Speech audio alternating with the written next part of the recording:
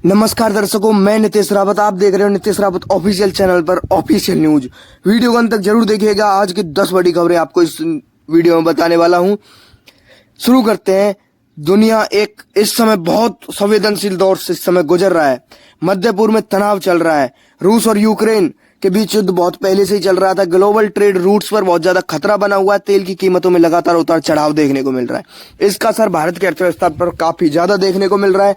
महंगाई बढ़ रही है। रुपया डॉलर के मुकाबले कमजोर हो रहा है। जीडीपी ग्रोथ पर बहुत ज्यादा प्रेशर बन रहा है और इंपोर्ट बिल बढ़ रहा है।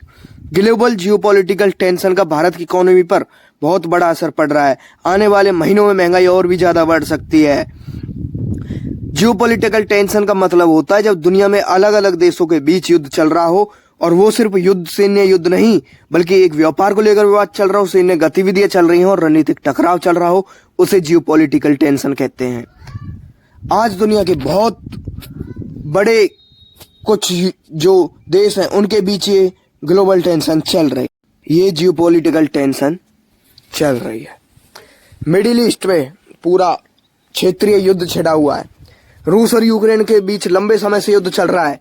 रेड सी शिपिंग रूट पर बहुत ज्यादा खतरा बना हुआ है। यूएस चाइना ट्रेड राइवलरी चल रही है और इन सब का असर पूरी दुनिया की अर्थव्यवस्था पर देखने को मिल रहा है और भारत इससे सबसे ज्यादा प्रभावित हो रहा है।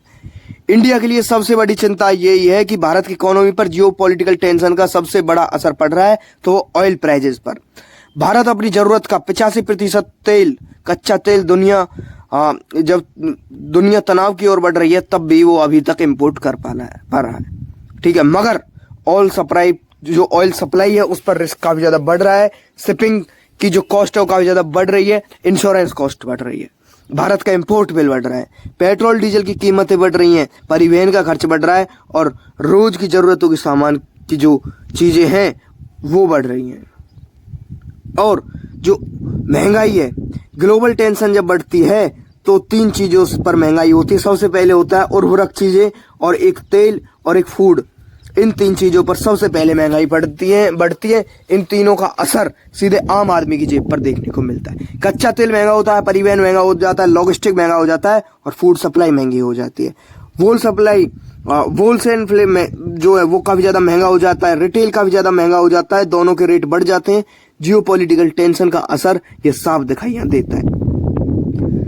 अब सिर्फ तेल ही महंगा नहीं, ग्लोबल टेंशन का असर पूरी फूड सप्लाई चेन पर भी पड़ रहा है। अगर शिपिंग रूट अनसेफ है, जो इन पर खतरा है, तो फर्टिलाइजेशन जो सप्लाई है वो पूरी तरीके से कम हो गई है। गेहूं, चावल, दाल और एडिबल ऑयल से हमारा मतलब है कि वो तेल जो आप खाने में इस्तेमाल करते हो, इनकी कीमतें काफी ज्यादा बढ़ गई हैं। भारत जैसे बड़े देश में खाने की चीजों की महंगाई बहुत ज्यादा एक ऐसा मुद्दा माना जाता है, काफी ज्यादा सेंसिटिव, क्योंकि भारत की जनसंख्या काफी है और गरीब वर्ग काफी ज्यादा रहता है भारत में। मिडिल क्लास और गरीब परिवारों पर इसका असर पड़ता है। अब इसका असर जीडीपी ग्रोथ आउटलुक पर भी पड़ा है। जियोपॉलिटिकल टेंशन से इंडिया की जीडीपी ग्रोथ काफी ज्यादा प्रभावित हुई है और इसके कारण हैं कुछ। पहले तो एक्सपोर्ट डिमांड कमजोर हो गई है। इंपोर्ट बिल बढ़ने से फिकल प्रेशर बढ़ रहा है और फॉरेन इन्वेस्टमेंट काफी ज्यादा धीमी हो गई है। ग्लोबल इन्वेस्टर्स अनसर्टेन होते ही तो वो एमर्जिंग मार्केट से पैसा निकाल रहे हैं। अनसर्टेन यानी कि अपने आप को वो सही से फील नहीं कर पा रहे, इसलिए वो जो एमर्जिंग मार्केट है वहां से अपना पैसा निकालने में लगे हुए हैं और इकोनॉमिक ग्रोथ काफी ज्यादा स्लो हो गई है। रुपए पर प्रेशर बढ़ रहा है। जियोपॉलिटिकल टेंशन का असर पूरी करेंसी पर पड़ रहा है। करेंसी मार्केट पर काफी ज्यादा पड़ रहा है। ऑयल मार्केट महंगा हो रहा है, डॉलर की डिमांड बढ़ रही है और रुपए कमजोर हो रहा है। जब रुपए कमजोर होता है तो इंपोर्ट और भी ज्यादा महंगा हो जाता है। एक विशियस साइकिल पूरी तरीके से बन जाती है। पूरा इसका जो असर पड़ रहा है, तेल की कीमतें बढ़ रही हैं, इलेक्ट्रॉनिक्स पर महंगाई बढ़ रही है, दवाइयों पर महंगाई बढ़ रही है और फर्टिलाइजर जो वस्तु है उन पर महंगाई बढ़ रही है। और जो शिपिंग रूट है उस पर खतरा बढ़ रहा है। व्यापार पूरी तरीके से डगमगाया हुआ है। ग्लोबल शिपिंग रूट्स पर खतरा काफी समय से बना हुआ है। शिपिंग रूट पूरी तरीके से अनसेफ हैं, डिलीवरी डिले हो रही है, फ्रेट चार्ज बढ़ रहे हैं, इंश्योरेंस कॉस्ट भी बढ़ रही है। इंडिया के एक्सपोर्ट और इंपोर्ट दोनों पर असर पड़ रहा है, सप्लाई चेन डिसरप्टेड हो रही है और मैन्युफैक्चरिंग सेक्टर पर जियोपॉलिटिकल टेंशन का असर पड़ रहा है। भारत कई रॉ मटेरियल इंपोर्ट करता है, crude oil, natural gas, semiconductor component और इंडस्ट्रियल मेटल्स, इनकी सप्लाई पर काफी ज्यादा प्रभाव पड़ रहा है। प्रोडक्शन कॉस्ट बढ़ रही है, इंडस्ट्रीज की प्रॉफिटेबिलिटी काफी ज्यादा कम हो गई है। ग्लोबल अनसर्टेनिटी का असर स्टॉक मार्केट पर दिखाई दे रहा है, जियोपॉलिटिकल टेंशन बढ़ रही है, फॉरेन इन्वेस्टर्स कॉशियस हो रहे हैं और मार्केट वोलेटिलिटी बढ़ रही है। बैंकिंग और आईटी सेक्टर का काफी ज्यादा प्रभावित हो रहा है। डिफेंस और एनर्जी सेक्टर को इससे फायदा मिल रहा है और ओवरऑल मार्केट सेंटीमेंट कॉशियस हो गया है। अब सरकार इस समय क्या कर रही है? सरकार के पास इस समय बहुत ऑप्शन है। वो फ्यूल टैक्स पे एडजस्टमेंट कुछ करे, सब्सिडी का सपोर्ट दे और स्ट्रेटेजिक ऑयल रिजर्व्स का उपयोग करे, इंपोर्ट डाइवर्सिफिकेशन करे। और अगर वो ये करती है तो पूरी महंगाई का प्रेशर कम हो जाएगा। गवर्नमेंट डोमेस्टिक प्रोडक्शन बढ़ाने पर भी ध्यान देगी और आने वाले महीनों में इंडिया की जो अर्थव्यवस्था है उसका फ्यूचर कई हद तक ग्लोबल सिचुएशन पर डिपेंड करेगा बहुत ज्यादा और ऑयल जो उसके कीमतें बढ़ जाएंगी, महंगाई पर बहुत ज्यादा प्रेशर पड़ रहा है और जीडीपी ग्रोथ काफी ज्यादा स्लो हो चुकी है। वहीं जो एनर्जी, अब जो ये तो हमने आपको बता दिया कि ये कुछ वो है जो कि पूरी जियोपॉलिटिकल टेंशन चल रही है। अब बताते हैं आपको कि जो एनर्जी और पीएसयू स्टॉक्स हैं उनमें क्यों तेजी देखी जा रही है। वारे एनर्जी, वे मतलब वेयर एनर्जी और एनटीपीसी ग्रीन और जिंदल स्टेनलेस, क्यों इन्वेस्टर्स इसे काफी ज्यादा पसंद कर रहे हैं। आखिर एनर्जी और पीएसयू स्टॉक्स अचानक से चर्चा में आए, इसके पीछे के कारण क्या चलिए वो सबसे पहले आपको बता देते हैं। वो पीएसयू सेक्टर रिवाइवल। पिछले सालों में पीएसयू की जो कंपनी है उनका परफॉर्मेंस बहुत बेहतर हुआ है। सरकार इंफ्रास्ट्रक्चर पावर सेक्टर पर काफी ज्यादा ध्यान दे रही है।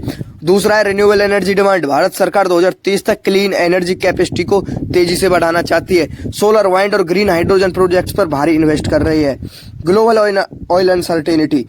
मध्य पूर्व में जो तनाव चल रहा है उसके कारण ग्लोबल एनर्जी मार्केट वॉलेटाइल बना हुआ है। इसका इनडायरेक्टली फायदा डोमेस्टिक एनर्जी कंपनीज को काफी ज्यादा मिल रहा है। डोमेस्टिक मैन्युफैक्चरिंग काफी ज्यादा बूस्ट हो चुका है और मेक इन इंडिया इनिशिएटिव के चलते स्टील और सोलर मैन्युफैक्चरिंग कंपनीज को काफी ज्यादा फायदा मिल रहा है।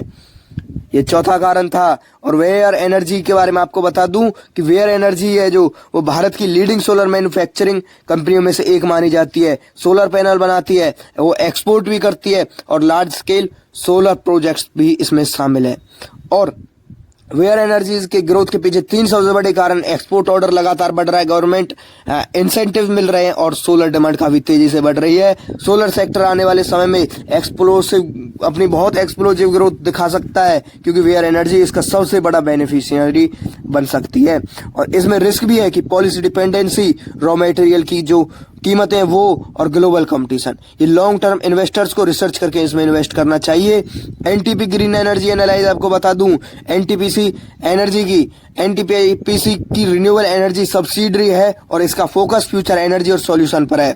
कंपनी काम कर रही है हाइब्रिड पावर प्लांट्स पर, सोलर प्रोजेक्ट्स पर, वाइंड एनर्जीज पर और ग्रीन हाइड्रोजन पर। क्यों इंपोर्टेंट है स्टॉक? क्योंकि एनटीपीसी इंडिया की लार्जेस्ट सबसे मजबूत और सबसे पावरफुल कंपनियों में से एक है और कंपनी रिन्यूएबल एनर्जी की तरफ शिफ्ट कर रही हैं तो इन्वेस्टर्स प्राकृतिक तरीके से इसमें इंटरेस्ट लेते हुए दिखाई दे रहे हैं। गवर्नमेंट सपोर्ट एडवांटेज की बात कर लेते हैं। एनटीपीसी ग्रीन एनर्जी को स्ट्रॉन्ग पीएसयू बैकिंग मिलता है, स्टेबल रेवेन्यू विजिबिलिटी मिलती है और लॉन्ग टर्म प्रोजेक्ट्स मिलते हैं। इस वजह से low risk renewable energy opportunity से माना जा रहा है।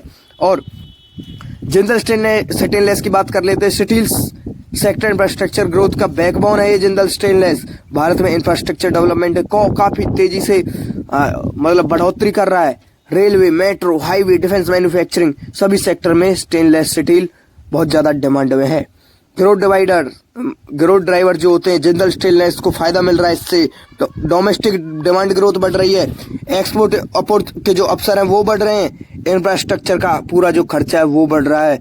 इंडिया मैन्युफैक्चरिंग हब बनने की दिशा में काफी तेजी से आगे बढ़ रहा है और इसका डायरेक्ट बेनिफिट स्टील की कंपनियों को जा रहा है। और तीनों स्टॉक में इन्वेस्टर इंटरेस्ट के पीछे कुछ कॉमन इसके सबसे रीजन है। रिन्यूएबल एनर्जी फ्यूचर सेक्टर है, पीएसयू रिवाइवल ट्रेंड में चल रहा है, इंफ्रास्ट्रक्चर स्पेंडिंग बढ़ रही है और स्मार्ट इन्वेस्टर थीमेटिक इन्वेस्टिंग कर रहे हैं। इन स्टॉक में आपको इन्वेस्ट करने की अगर सोच रहे हैं तो कुछ स्ट्रेटेजी आपको देखनी है। एसआईपी स्टाइल इन्वेस्टिंग करना है, करेक्शन में एंट्री लेनी है, लॉन्ग टर्म हॉरिजॉन देखना है। शॉर्ट टर्म ट्रेडिंग काफी ज्यादा आपके लिए हानिकारक हो सकती है। Waaree energy, NTPC green energy, Jindal stainless, ये तीनों स्टॉक अलग अलग सेक्टर में अलग अलग जगह अपनी ग्रोथ थीम्स में आगे की तरफ बढ़ रहे हैं। दुनिया के सबसे शानदार और सबसे प्रतिष्ठित आईसीसी आइस स्पोर्ट्स हैं वो इवेंट्स में से एक वर्ल्ड फिगर स्केटिंग चैंपियनशिप 2026 आधिकारिक रूप से ये शुरू भी हो चुका है और ग्लोबल कंपटीशन इसे आयोजित किया जा रहा है। फिगर स्केटिंग चैंपियनशिप इतने इंपॉर्टेंट क्यों है? World figure skating championship international level का सबसे बड़ा एनुअल कंपटीशन माना जा रहा है। इंटरनेशनल स्केटिंग यूनियन इस कंपटीशन में दुनिया के सबसे बेस्ट एथलीट्स जो है वो पार्टिसिपेट कर रहे हैं। Man singles, women singles, ice dance और पेयर स्केटिंग। ये कंपटीशन सिर्फ मेडल के लिए नहीं बल्कि ग्लोबल रैंकिंग और फ्यूचर ओलंपिक क्वालिफिकेशन के लिए भी काफी ज्यादा महत्वपूर्ण है। अब प्रेग और इसका प्रेग क्यों इसका खास वेन्यू है ये भी मैं आपको बता देता हूँ। इस साल चैंपियनशिप का आयोजन प्रेग में हो रहा है और जो यूरोप के सबसे हिस्टोरिकल और कल्चरल सिटीज है उनमें से एक है। प्रेग पहले से भी कई इंटरनेशनल स्पोर्ट्स इवेंट होस्ट कर चुका है। इस बार प्रेग को होस्ट सिटी चुनने के पीछे कई कारण है। एक तो उसका इंफ्रास्ट्रक्चर बहुत अच्छा है, सेंट्रल यूरोपियन लोकेशन है, वर्ल्ड क्लास इंडोर एरिना है और strong European skating fan base. इस इवेंट को इसीलिए प्रेग में टूरिज्म एक्टिविटी भी काफी ज्यादा बढ़ जाएंगे इसके चलते और इसीलिए इसे यहाँ आयोजित किया गया है। फिगर स्केटिंग चैंपियनशिप में उसमें एथलीट्स 2 राउंड में परफॉर्म कर पाएंगे, एक शॉर्ट प्रोग्राम, एक फ्री स्केट प्रोग्राम। जो शॉर्ट प्रोग्राम है इसमें एथलीट लिमिटेड टाइम में टेक्निकल स्किल्स दिखाएंगे, जज एवेल्यूट करेंगे और जंप, स्पिन्स और स्टेप सीक्वेंस इसमें खास रहेगा। और जो फ्री स्केट प्रोग्राम है ये एक लंबे समय के लिए परफॉर्मेंस इसकी की जाएगी। इसमें क्रिएटिविटी, एक्सप्रेशन, कोरियोग्राफी और टेक्निकल डिफिकल्टी ये सभी चीजें की जाएंगी। फाइनल स्कोर इन दोनों राउंड्स के कंबाइंड में के परफॉर्मेंस में ही तय किया जाएगा। इन चैंपियनशिप्स में कई बड़े स्ट्रॉन्ग स्केटिंग नेशन हिस्सा ले रहे हैं। USA, Japan, Russia, Canada, South Korea, Italy, France, ये वो देश हैं जो एथलीट ट्रेडिशनली फिगर स्केटिंग में अपना डोमिनेंस दिखाएंगे। खासतौर पर वुमेन सिंगल्स और आइस डांस कैटेगरी में इस बार काफी ज्यादा कंपटीशन होने वाला है। एक्सपर्ट्स ये कह रहे हैं कि इस बार कंपटीशन बहुत ज्यादा मतलब कि क्लोज होने वाला है। आइस डांस और पेयर स्केटिंग क्यों खास होते हैं? सिंगल स्केटिंग के अलावा आइस डांस और पेयर स्केटिंग इवेंट्स बहुत ज्यादा लोकप्रिय होते हैं। आइस डांस में फोकस होता है सिंक्रोनाइजेशन, रिदम, म्यूजिकल इंटरप्रिटेशन। ये पेयर स्केटिंग में एथलीट परफॉर्म करते हैं। यहाँ पे थ्रोज, लेफ्ट, सिंक्रोनाइज जंप, ये इवेंट ऑडियंस के बीच सबसे ज्यादा एंटरटेनिंग माने जा रहे हैं। और वर्ल्ड फिगर स्केटिंग चैंपियनशिप में सिर्फ मेडल का इवेंट नहीं, यह फ्यूचर ओलंपिक पार्टिसिपेंट और तय करने वाला एक बहुत महत्वपूर्ण भूमिका निभाने वाला फ्यूचर ओलंपिक पार्टिसिपेशन होगा। और एथलीट्स यहाँ अपनी रैंकिंग को इंप्रूव करेंगे, इंटरनेशनल रिकॉग्नाइजेशन हासिल करेंगे और क्वालिफिकेशन सपोर्ट्स सिक्योर किए जाएंगे। यहाँ हर एथलीट अपनी बेस्ट परफॉर्मेंस देने की कोशिश करेगा और यंग स्केटर्स को इस चैंपियनशिप से इंटरनेशनल करियर की शुरुआत करने का भी मौका मिलेगा। फिगर स्केटिंग दुनिया के सबसे आर्टिस्टिक विंटर स्पोर्ट्स में से एक है।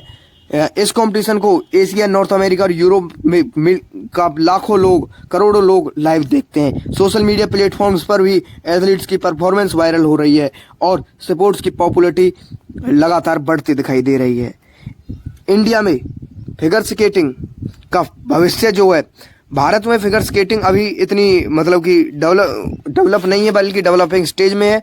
और वहीं इंटरनेशनल एक्सपोजर बढ़ने से ये काफ़ी ज़्यादा मतलब कि डिमांड में है। वहीं जो इसमें इंटरेस्ट बढ़ रहा है लोगों का, ट्रेनिंग अपॉर्चुनिटीज भी काफ़ी ज़्यादा बढ़ती दिखाई दे रही हैं। अब बात कर लेते हैं BPSCL शेयर में गिरावट क्यों हो रही है और जो हमारे इन्वेस्टर्स हैं वो इसे खतरे की घंटी क्यों मान रहे हैं। पिछले एक महीने में ऑयल सेक्टर में बड़ी PSU company Bharat petroleum corporation limited यानी BPCL के शेयर में लगातार गिरावट देखने को मिली है। इस गिरावट ने इन्वेस्टर्स के बीच कई सवाल खड़े कर दिए हैं। क्या BPCL में लॉन्ग टर्म के लिए रिस्क लेना ठीक रहेगा? क्या क्रूड ऑयल वॉलिटिलिटी इसका सबसे बड़ा कारण होगी? PSU स्टॉक्स में प्रॉफिट बुकिंग चल रही है। आज इस वीडियो हम BPCL शेयर में गिरावट पीछे की पूरी कहानी के बारे में आपको सही ढंग से बताने वाले हैं। वीडियो को अंत तक जरूर देखिएगा। बीपीसीएल से क्यों गिरा, सबसे पहले बात करते हैं इसकी गिरावट की। पिछले कुछ हफ्तों में बीपीसीएल शेयर में प्रेशर के पीछे बहुत बड़े कारण सामने आए हैं। रिफाइनिंग मार्जिन्स में जो अनसर्टेनिटी है वो देखने को मिली है, ग्लोबल क्रूड ऑयल प्राइस जो वोलेटिलिटी है वो देखने को मिली है, पीएसयू स्टॉक्स में प्रॉफिट बुकिंग और गवर्नमेंट पॉलिसी एक्सपेक्टेशंस देखने को मिली है। इन फैक्टर्स का कॉम्बिनेशन बनता है तो शेयर प्राइस पर दबाव आना, ये काफी ज्यादा अहम है। वहीं बीपीसीएल एक ऑयल मार्केटिंग कंपनी है, इसका बिजनेस डिपेंड करता है क्रूड ऑयल की कीमतों पर, रिफाइनिंग मार्जिन्स पर और फ्यूल की जो डिमांड है उस पर। अगर क्रूड ऑयल एकदम से महंगा होता है तो रिफाइनिंग मार्जिन बढ़ जाएगा, इन्वेंट्री लॉस होगा और मार्केटिंग प्रॉफिट कम हो जाएगा। इसका असर सीधे शेयर प्राइस पर दिखाई देगा।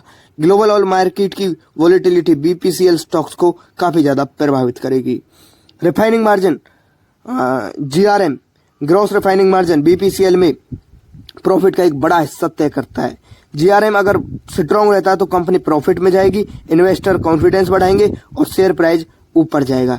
मगर जब जीआरएम घटता है तो मार्केट नेगेटिव रिएक्शन देता है। हाल के समय रिफाइनिंग मार्जिन में अनसर्टेनिटी में बीपीसीएल शेयर पर प्रेशर बनता दिखाई दिया है। बीपीसीएल और एक पीएसयू कंपनी है, इसका मतलब है कि कंपनी के डिसीजन पर गवर्नमेंट पॉलिसी का असर पड़ता है, सब्सिडी का वजन पड़ता है, फ्यूल प्राइस कंट्रोल एक्सपेक्टेशन इन्हीं से लगाई जाती है, स्ट्रेटेजिक डिसइन्वेस्टमेंट है वो न्यूज में यहीं से लाई जाती है। शेयर प्राइस इससे काफी ज्यादा प्रभावित होते दिखाई दे रहे हैं। इन्वेस्टर हमेशा पीएसयू ऑयल कंपनीज में अपनी पॉलिसी जो रिस्क है उसका ध्यान रखते हैं काफी ज्यादा। पिछले एक साल में पीएसयू स्टॉक्स ने शानदार जो रैली है वो दिखाई है। रैली के बाद प्रॉफिट बुकिंग आना बहुत आम बात है। इंस्टीट्यूशनल इन्वेस्टर्स को जो हाई लेवल पर प्रॉफिट बुक करते हैं यहाँ पे और फ्रेश एंट्री करेक्शन लेते हैं। इस ट्रेंड का असर बीपीसीएल शेयर है उन पर काफी ज्यादा देखने को मिला था। मध्य पूर्व और ग्लोबल शिपिंग रूट का असर ऑयल कंपनीज पर देखने को मिल रहा है। जियोपॉलिटिकल टेंशन बढ़ रही है, कच्चे तेल पर रिस्क बढ़ रहा है और ऑयल प्राइसेस वॉलेटाइल हो रहे हैं। रिफाइनिंग प्लानिंग बहुत ज्यादा प्रभावित हो रही है। अनसर्टेनिटी से बीपीसीएल जैसे स्टॉक्स में शॉर्ट टर्म वॉलेटिलिटी बढ़ रही है। लॉन्ग टर्म इन्वेस्टर्स के लिए मैं आपको कुछ बताता हूं कि बीपीसीएल शेयर है उनमें जो गिरावट है वो इन्वेस्टर्स के लिए क्यों खतरा है या फिर एक मौका है। आमतौर पर 3 तरह की स्ट्रेटेजी सजेस्ट करता हूं मैं आपको। लॉन्ग टर्म ओरिजिन रखें, अपना करेक्शन में एक्यूमुलेशन करें और एसआईपी अप्रोच अपनी अपनाएं। All market companies short term में वॉलेटाइल करती हैं मगर लॉन्ग टर्म में स्टेबल रिटर्न देती हैं, खासकर डिविडेंड इन्वेस्टर्स के लिए। रिस्क फैक्टर जो आपको बिल्कुल नजरअंदाज नहीं करने, बीपीसीएल में इन्वेस्टमेंट से पहले आपको रिस्क समझना आपके लिए बहुत जरूरी है। Crude oil volatility, policy invention risk, refining margin uncertainty, PSU sector sentiment change, इन फैक्टर्स का शेयर प्राइस पर बड़ा असर पड़ सकता है। बीपीसीएल शेयर की जो गिरावट है उसने इन्वेस्टर्स के में एक चिंता बढ़ा दी है मगर साथ में एक लॉन्ग टर्म इन्वेस्टमेंट के लिए एक अवसर भी जारी किया है। ये हमने बताई आपको वो 10 बड़ी खबरें जो आज की top breaking news, top trending news थी। वीडियो कैसी लगी? वीडियो को लाइक कर दे, चैनल को